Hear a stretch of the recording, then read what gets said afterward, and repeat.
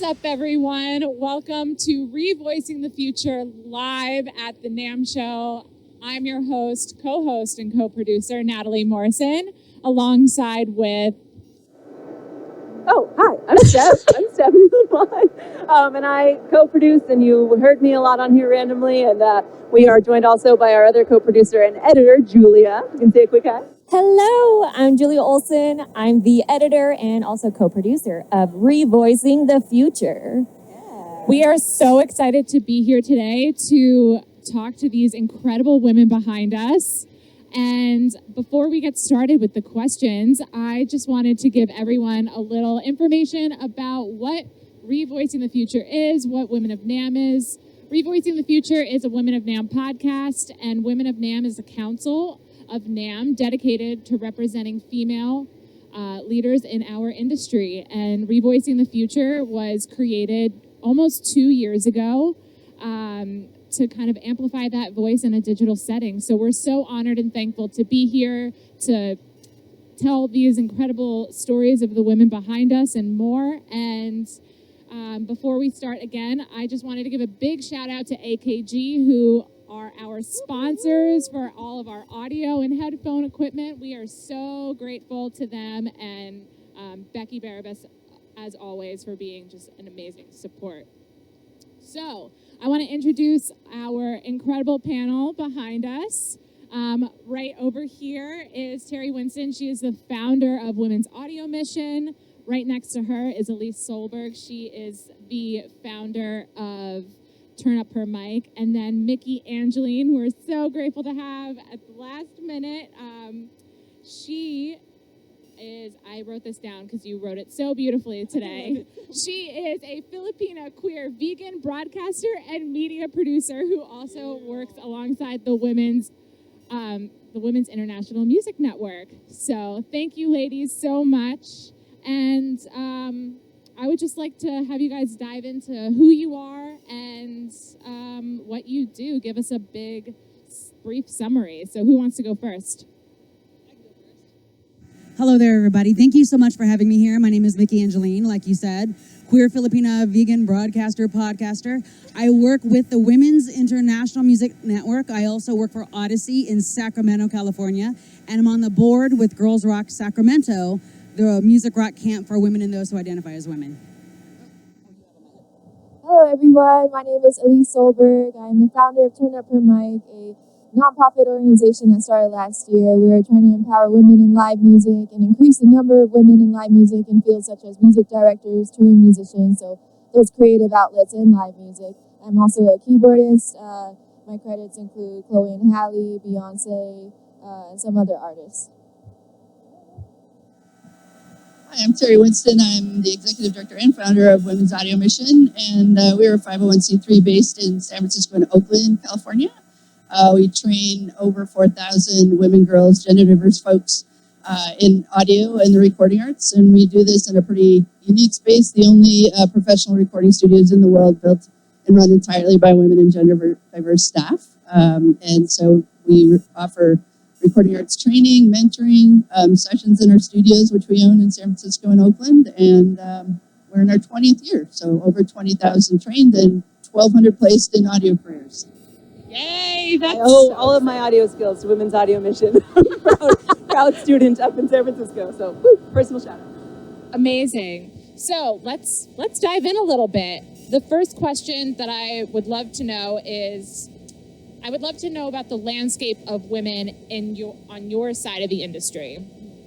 So when you first started to how it's evolved today, and just share some successes, some struggles, whatever you see fit. So, and please feel free to include everything, like the organization and your work outside the organizations, all of your identities and your sections, all of that, like all of it. Let's just how it started, how it's going.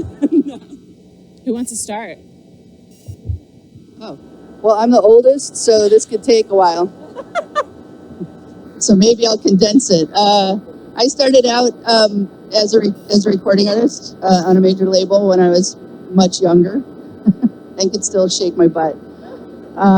So then I became a recording engineer and a music producer, and then I became a professor, and that's where I realized there were so few women recording engineers and music producers, less than 5%, which is a guess I made over 20 years ago, and people wanted the research, and I didn't want to spend millions of dollars on the research, and we found out it is only 2 to 3%, so I was right, less than 5%.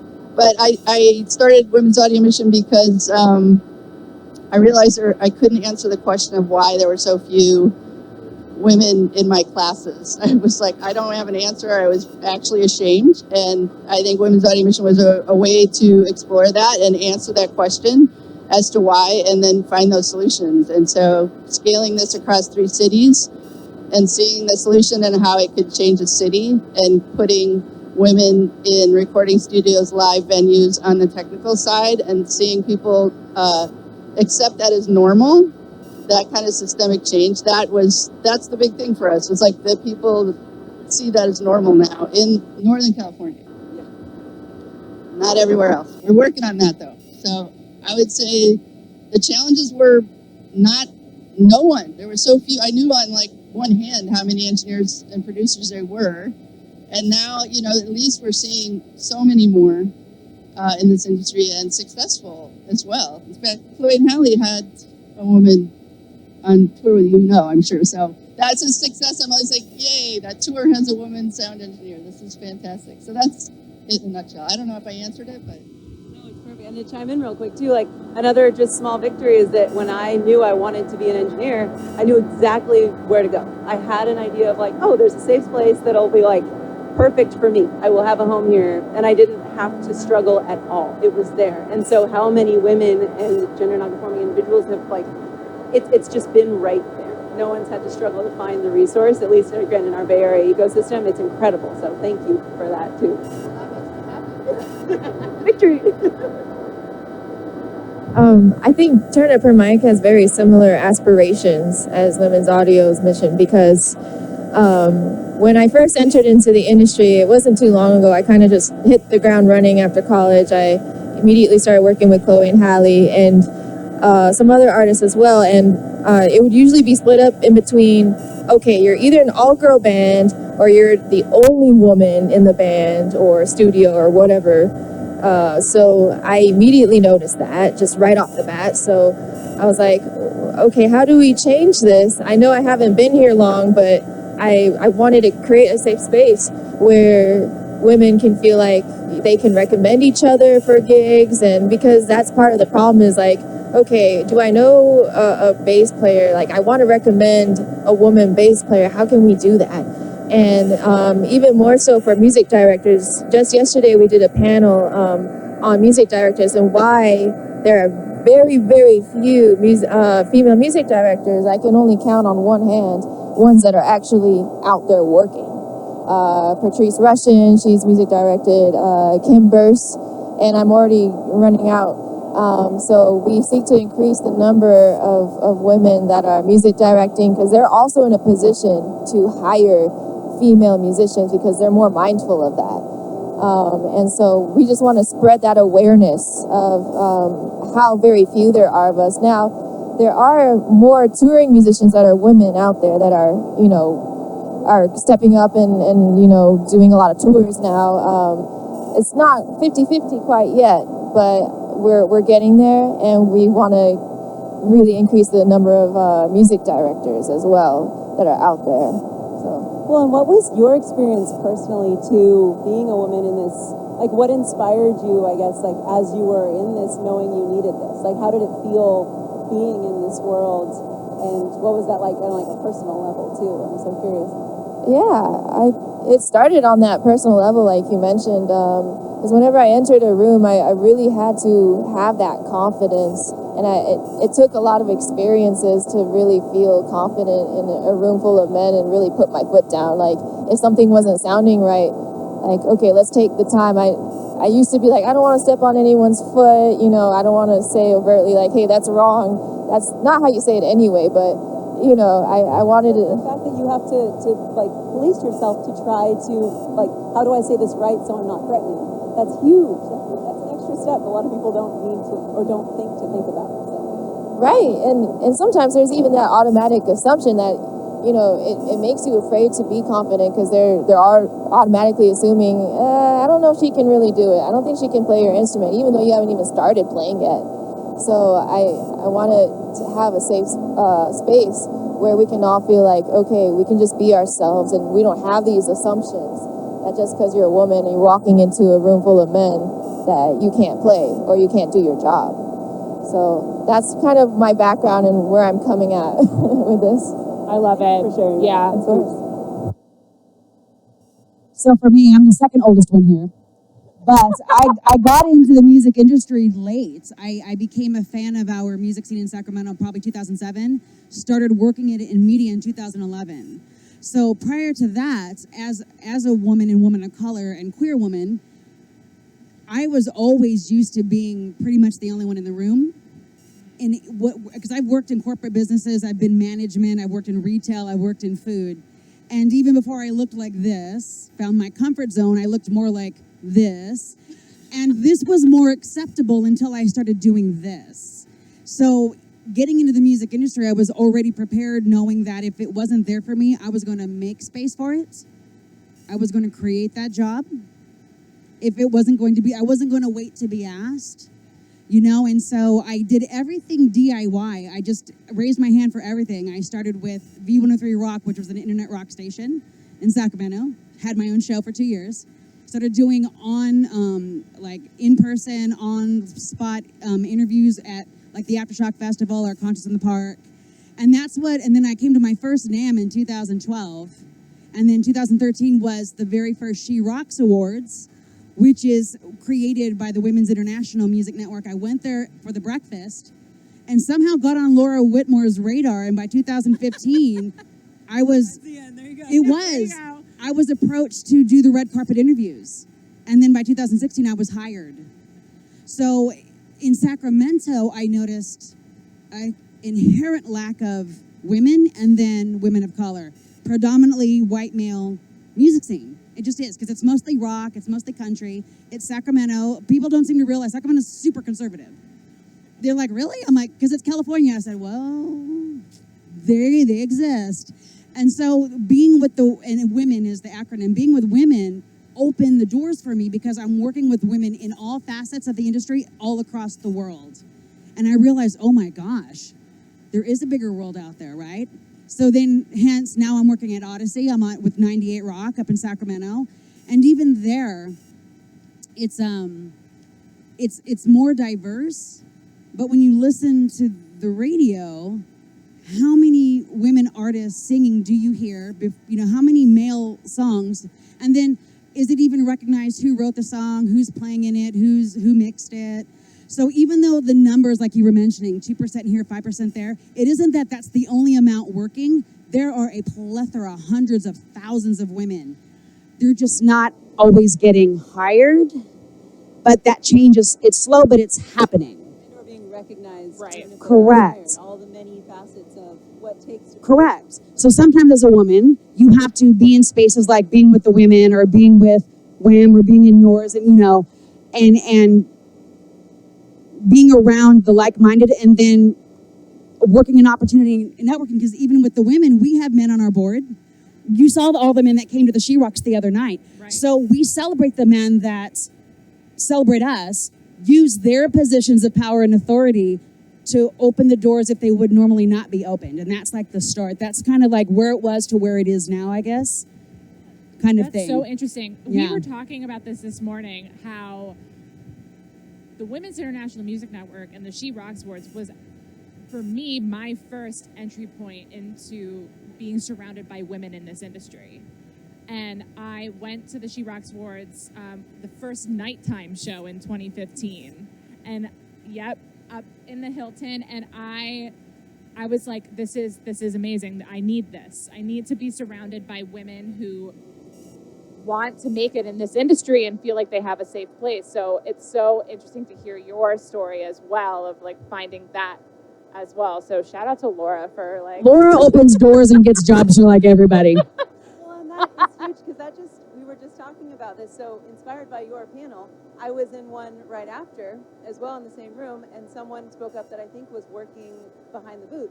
And he asked the question that because our industry is so based on internal networks, hiring within that and stuff, that it's wonderful and it's fun and it's familial, but that also has such a potential to perpetuate patriarchal and very hierarchical things. So how, he was asking how these being interviewed, their companies have been kind of balancing those traditions of like how wonderful that kind of is, but also adapting to make sure we're bringing more people to the table. And that just hit me that this is how we do that. Like there was never a question when I was trying to get in the industry that this is my avenue to get into the industry because this is our place. And it's not that it's our only place, but it was natural.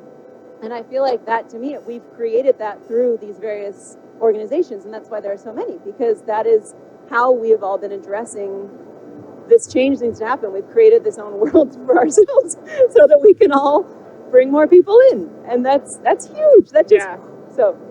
Mind blown.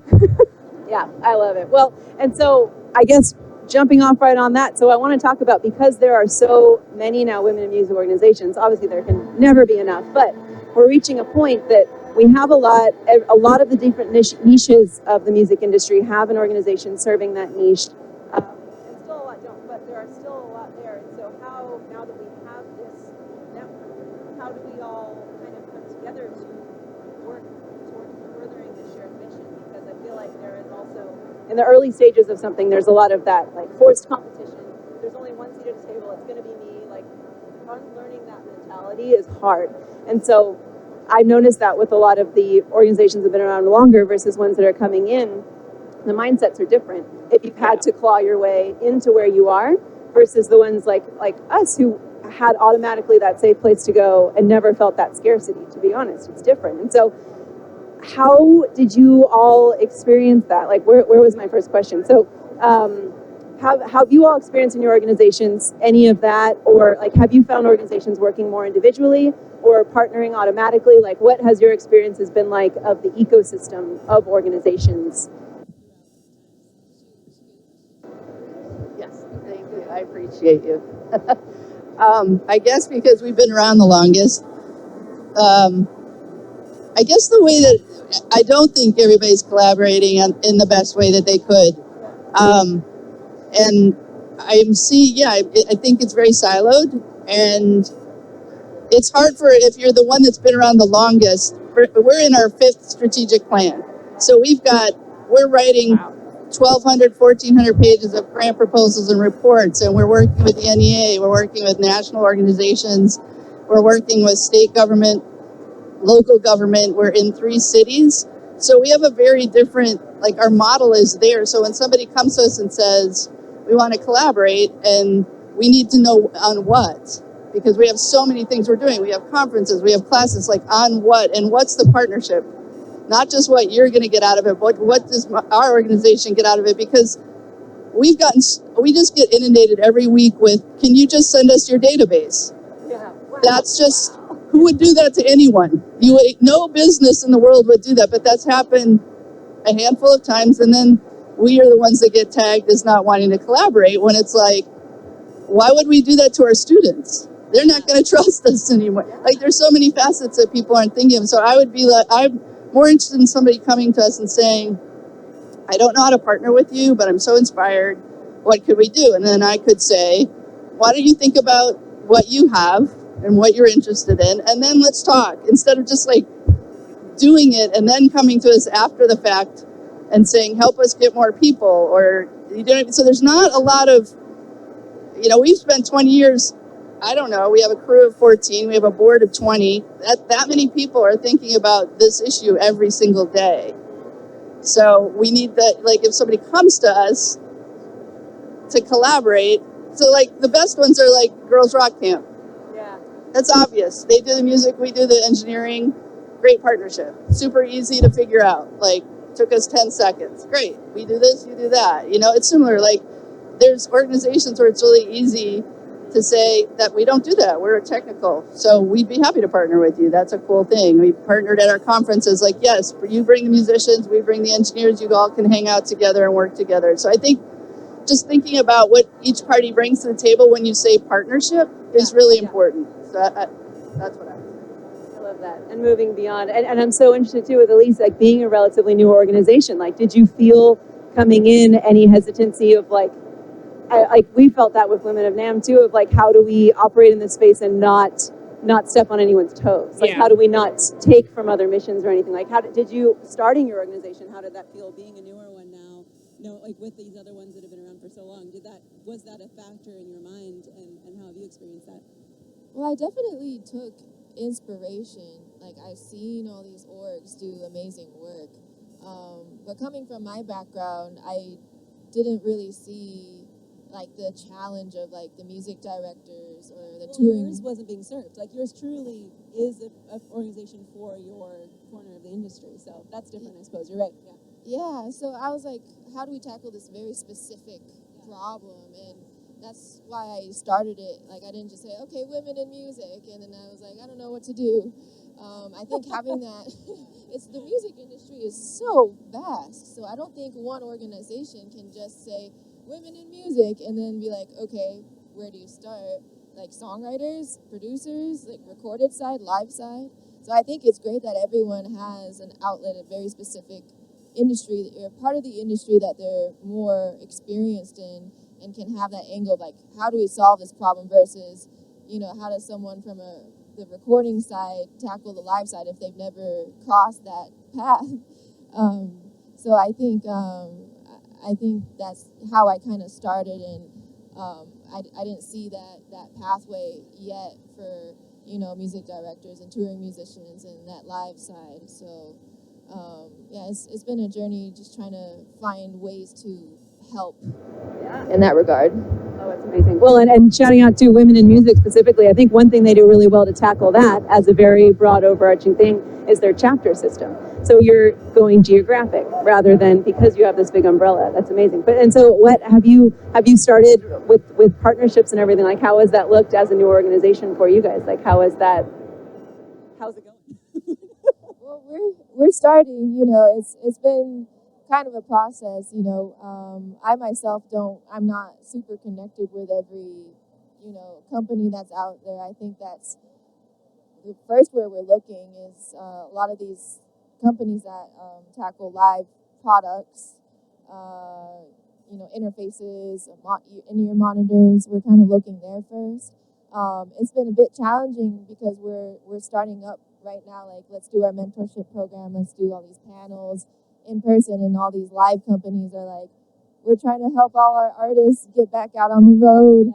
So it's like, they have their priorities set right now, but I think we're just in the beginning, and we're starting to make those relationships and trying to make it work. We're not completely there yet, but... Well, and what a great way too for partnerships within women in music organizations. That is such an opportunity for more established organizations to mentor newer organizations, to show them these are some steps you can take to be successful and find these partners and work together. So that's cool. That's fun. Thank you. Thank you for sharing. Cool. Me. Oh, so, I think for me, and I really implore for women to, young, old, age doesn't matter, but definitely get involved in the women-run, women like-minded organizations, because that's what's going to, number one, foster your belief in yourself and knowing you're not the only one out there. Because women, is the whole doubt, the second guessing, the patriarchy, it's been ingrained, and it's on our generations to snuff that. Because I've been very fortunate working with Girls Rock Sacramento, working with the Women's International Music Network. They've been wonderful places where we're not competing with one another. We're lifting each other up. For instance, the She Rocks Awards, that's why it's not about who won. We're taking time each year to honor, and it's women in every aspect. And then you get to learn about someone you didn't know about, and then we encourage everyone to network during and after, because that's what opens doors. So now that I'm working at Odyssey, I'm going to move forward and go, all right, let's do more in this avenue for women, for queer women, for women of color. Because even though on certain levels it's great, we want to see them in the higher levels that are making decisions. We want to see them in the higher levels that handles, the priorities of what is what. Because again, we're still having the women and having, I should say, non-cis males, you know, in all of these positions. It's slow coming, but it will get there as long as we work together. Because like you mentioned, you're dealing with, it comes down to money, right? So content over creation. And what I mean by that is, if the content is selling and the corporation is making money off of it, it won't matter if that content is that great or if it's controversial. It won't matter if it's actually changing lives. It just matters that money's coming in, siphoning. So how do we find a way to, all right, we understand that's what corporations do. How can we figure out our way into there so that we can earn them money and then show the relevancy of our content, women in charge? That's kind of where it's at, right? And it's also really interesting too, because now that there's so many women in music organizations, we're sending a message. Like, this is a need. This is important. We are here. We are here. Listen to us and let's make a difference. Let's make a change, because representation matters. That's anything that we've learned over the course of our careers, whether new or we've been in the industry for a while. Representation matters, and it's important to make sure that we shout that from the rooftops and make other people hear us. Yeah, and that sounds like then that's perfect. Like, how do we break this down? We think intelligently about our partnerships. When we're asking for partnerships, we make sure that they are researched. They're coming from a place of you know, even if you're a new organization, that you know what you're asking, or you're admitting you don't know what you're asking, please help. We come at it prepared, and just remember the whole point. Like, this is not about all of us competing. It is about the end zone, and we all just try to keep that in mind. And that's how we all begin to become more of a web rather than a siloed thing. Exactly. That's what I so hope we can find. Oh my gosh, so cool. Yay. I think that I've been really excited to dig into this conversation, because it's huge. It's so an interesting, like, to go a little bit off, like, just even down to, like, in the studio world, like, conversations about people that have been in it longer, having to really police what they, and I should probably think of a better verb than police, but anyway, to monitor what they're wearing in the studio. And then you have this emerging generation that's like, I would never change myself for any situation. And those two mindsets, how you like, those conversations get so heated, and you're sitting back like, oh my gosh, this is fascinating. Like, it's all of this in our web of these are fascinating conversations. So anyway, thank you for all talking about this with me, because it's all been just churning in my brain. And Natalie and Julia be getting all of it. So exciting. I think I can speak for all three of us when I say it's such an honor to talk to the three of you, being such champions and women who are paving the way for the next generation. And I don't think we can talk about this enough. And you're creating spaces, you're creating jobs, you're creating opportunities for women who are willing to work hard and really be excellent in your mentorship and what you're doing and how you're approaching creating work. And it's so special to just hear from you and just sit and learn. Like, I think we could be here for hours and hours and hours and hours, but we won't. But I'd love to hear about a time that was a huge win for you or your organization, in a time that you felt like, this is why I'm doing this. Like, this is why. And then on that note, can you let us know how someone can get involved in your organization, like donating, volunteering, working? We're so orderly and polite to each other, which I appreciate you both for. You know, some panels there's a little, the grab for the mic, and we're like, here, you have it. In action, what we're talking about. So I appreciate that. This is a tough one. We've had a lot of wins just in the last year. I guess I would say for us, a big win was getting on Mackenzie Scott, the philanthropist, radar. And we got $1 million donation to expand to Los Angeles and Nashville. So that's our biggest win.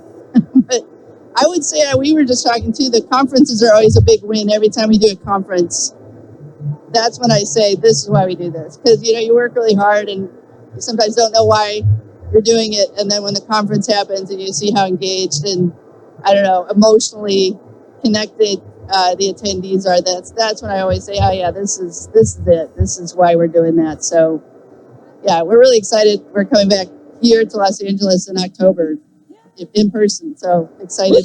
That'll be the next one. Yay. And we can come back to the how everybody can get involved. Let's just share the good vibe, and then we'll end with the how to get involved. Yeah. We're good. Okay.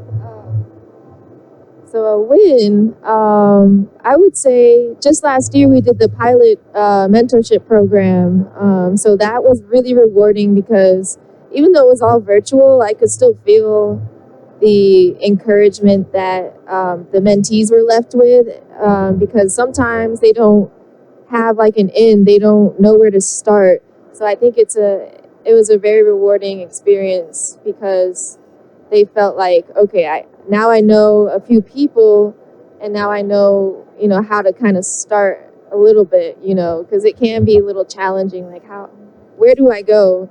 So it was really rewarding in that sense. And actually, a few months after the mentorship program ended, it was such a great feeling. I had no idea this was going to happen, but I think it was October. I had to play a festival, the Global Citizen, and I was just playing and doing my thing, and then afterwards I get a text from one of the mentees, and she was like, hey, I'm working this event, I just saw you. I was like, what? So I was like, this is so great. And she was in audio, and I was like doing live sound. I was like, oh my gosh. So I just, that was kind of a feel-good moment, like that we connected in that sense, and that she was already working and she already used her connections. And I was like, it worked. It worked. This is what we do. Oh, that's amazing. So mine's going to be a little emotional, and because I love working with young people. That's one of the reasons I got started with Girls Rock. I was there since the inception, since 2016. I teach self-defense and self-awareness. I have a background in that from my family school, Tony Ramos Kajukenbo, right? Based out in Fairfield, California. Been training off and on since I was 6, teaching the whole 9 yards, tournament fighting. Because for women, and we all know this, feeling safe and we just got done with the whole Depp Heard thing, right? Yeah, and it falls back on the Me Too movement, and it shines a light on rights, women's rights to our bodies. Yeah. So when they're young, I love that we have organizations like this that teach them from the get. Because my whole thing is to teach young women how to be safe over being polite. Because we discussed, did we say the right thing? What are we wearing? How are we presenting? Why is that up to us? So I won't give names, but so I'm teaching the teen class last summer. So they're 12 to 14 average, or 12 to 17, average is 14. And we went over drills, and then I asked if they had a situation that they were in that they would like to learn, how could they get out of it? All 28 campers raised their hands. Some of our volunteers raised their hands. Oh my gosh. I was so happy that they felt in a safe space, but I tried to fight back tears as I was going through it because it was someone they knew, and it was a situation that they thought they were okay to be in, and then it turned almost deadly. So I took turns, and I said, all right, and I had an adult volunteer. I said, what happened to you? And then they would tell me, and I would say, all right, I would get in that position, and I would say, okay, this is what you can do. And I would refer to him as Stupid Ron.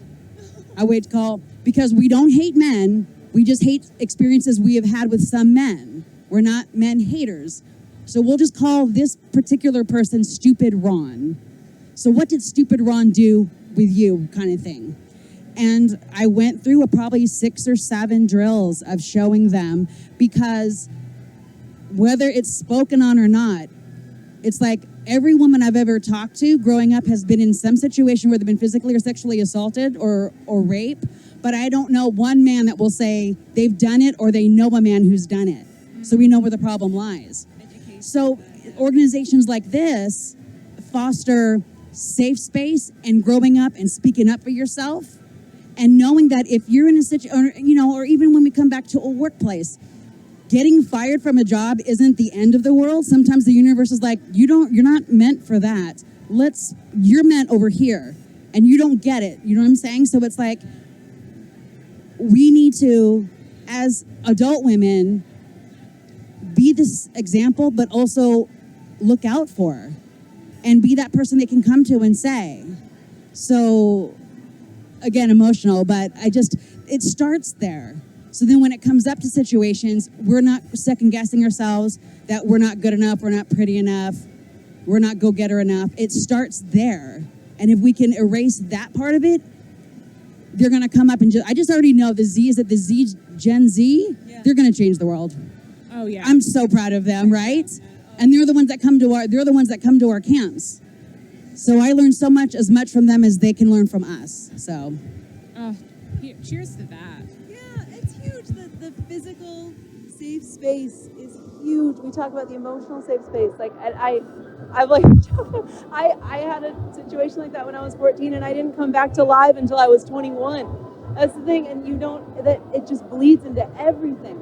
Yeah. And so that is such a facet that we don't talk about enough. That should be part of every conversation, of the physical safety as well as the emotional. That is huge. And on the road, that's probably huge. In the studios, like all these situations have such opportunities for power dynamics, and how that can be just so terrible. So that's huge. Thank you so much for doing that work. Well, I mean, because it's important to know that we need to stop with, and it's men, to stop sexualizing us and putting us in boxes of their plaything and their enjoyment. I interviewed Ash Costello with New Year's Day heavy metal band at Aftershock Festival in Sacramento, 2017. And she was very open to mention this. 10 years prior to that, when she was on tour, one of a different band, a guy, assaulted her and almost raped her in her dressing room. Oh my God. But her band came to her rescue. But when she went online to say they pulled out of the tour because of it, she was hit with so much hate online. And you're a liar. You're just trying to get attention. And that was 2007. Wow. So then by 2016, she said that's why she felt comfortable talking about it, because finally people came back and apologized. So it still happens. It's like, women can rock out or be in blues or do audio or whatever, and they don't have to look a certain way and sound a certain way and act a certain way, because we don't expect that of men, right? But we're making that change. Even though this is the one story, there's many successful stories, because we're recognizing these stories and we're being that change. Yeah. I love how what you're saying is, it sounds like it's breaking down to respect. And when you can train and encourage young people to respect themselves, respect their peers, respect their elders, stick up for yourself, be bold, but you're empowering them to be respected as they respect others. And there's something really powerful when women vertically respect one another. Like here at NAMM, we see other women in audio, women in products, and we're like, hey, you, I got you. I've got your back. And there's just such this respect between each other. And I just see you guys as peers in your own organizations. Like, how can we support each other? How can we respect one another? And when we have our male colleagues see that and then also reflect that, I think that's when our industry is really at its peak. Yes. When we look at each other in form of respect. Cheers to that. Snaps for Julia. Snap. Amazing. Do we want to go back and talk about how people who are interested can get involved? How do we get involved? Who wants to start? How to support. Since we're being so polite. There are many ways to get involved. So website, womensaudiomission.org, but take a class, become a member, become an intern in our internship program, become an ally. We have so many male allies that support us in this work. We can't do this alone. And attend a conference, online training, come to one of our concerts in San Francisco. Many ways, but yeah, many ways to engage, so please join us. I love that. I think a way to get involved is, especially for young women that are aspiring to get into the live side of the industry to go ahead and apply for the mentorship program that will be next year. I think it'll be a great start from the pilot program. It'll be more resources, so if you could apply, that'd be great. And we're also just looking for volunteers for mentors as well, because it was only 13 mentors last time, so we're really trying to up that. So if you have experience and you'd like to become a mentor, please. And any allies, of course, too, we welcome. So we were lucky last year to have a lot of mentors volunteer their time. So I think that's it for now. Love it. Amazing. So with the Women's International Music Network, especially now the world's finally opening up, we're always looking for content creators. If you're a writer and you want to be part of our team for our website to do blogs or interview or, share the wins of other women in the industry, we're always looking for that. So we could use a couple of more people helping with social media content creating. And then like our She Rocks Awards, and we also do showcases, like in Nashville and the East Coast. And we're always looking for volunteers for that. I mean, always. Like I said, Laura helps people get jobs like all the time. It's true. It's very So, you can hit us up at the website, which is thewimn.com or info@thewimn. So it's thewimn.com. I love Make it. sure you're following all of these organizations on socials everywhere just to stay up to date. Yes. Newsletters, be a number, get the newsletter, Woo! email, all good things. Well, I just, from the bottom of my heart, thank you so much for being here today, for sharing your story and inspiring the next generation of women in our industry. It's truly grateful to just be here and celebrate this with you all. So thank you, thank you, thank you. Thank you to NAMM for giving us this opportunity to do this. This is This is a dream, truly a dream come true. I'm trying to keep myself composed together because it's just been very emotional to do this and be surrounded by so much love. Some Women of NAMM things. She's giving us the 5-minute warning. I love it. Some Women of NAMM things. If you are interested in professional development and growing yourself in the music industry, the Women of NAMM Summit applications are open.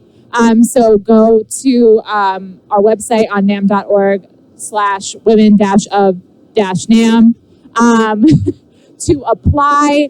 We also announced a scholarship in honor of Diane Martin to send someone to the Leadership Summit. So that's happening in October. So please feel free to apply. We would love to see you there. Follow us on social. Follow all of these incredible women on social media. And again, thank you to AKG and Harmon for all the support. And Whoever's listening, thank you. Yeah. For being on the other side of that. And we'll be airing this later too on the podcast. So if you're listening later in a few months or whenever it's up, thank you for listening. yes. Yeah. Amazing. So with that, thank you all so much. We love you. And thanks for listening. Yeah, that's all my best one. Woo!